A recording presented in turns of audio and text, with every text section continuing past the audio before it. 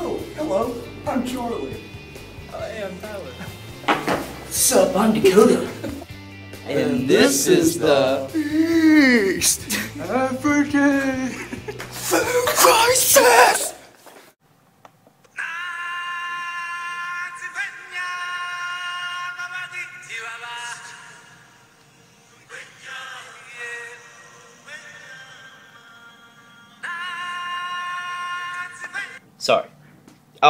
Sorry.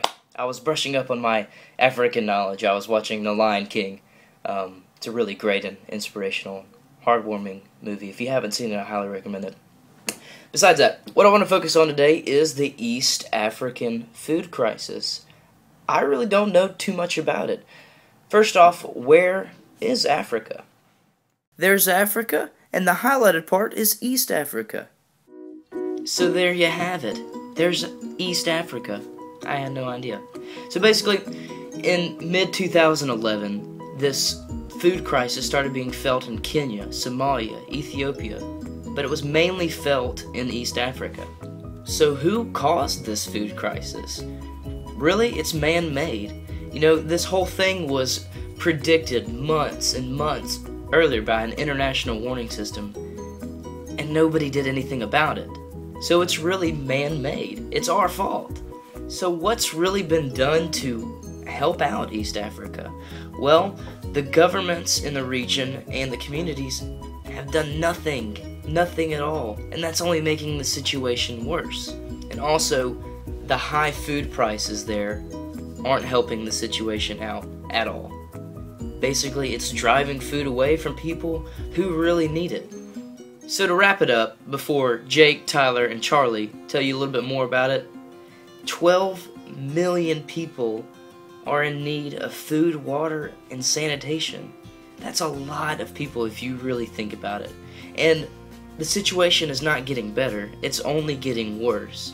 And in the next few months, more and more people are going to die unless we do something about it. Hello class, this is Jake Price. Hey Jake, why don't you tell us some information about the East African food crisis?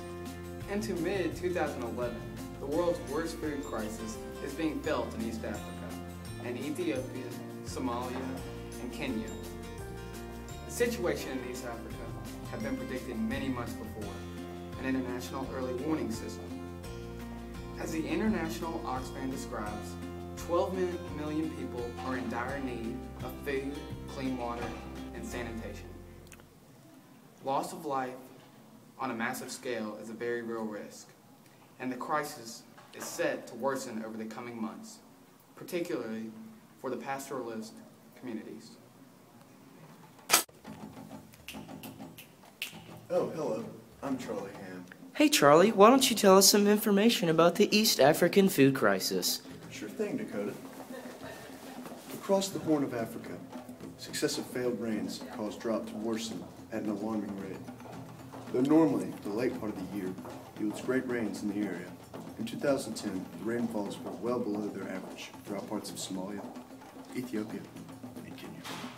In addition, the April-May period of 2011 was alarmingly low. In northeast Kenya, rain levels reached just 10% of their average. As a result of this natural disaster, staple foods have risen drastically in price, which leaves the citizens of the area unable to buy them. Their buying power has been tremendously weakened by the deaths of their livestock, a major aspect of their economy. Wow, that's interesting, Charlie. Temporary food aid for the East African food crisis would be airlifting the food over. This would only be temporary because it would help the people who are malnourished and in immediate need of food, but it would not be permanent because the warlord control in East Africa would lead to them capturing most of the food and would still leave other people in desperation. So the warlords are the main problem, and until they are taken care of and taken out of control in Africa, there is no way of complete there's no way for the food crisis to be completely taken care of. And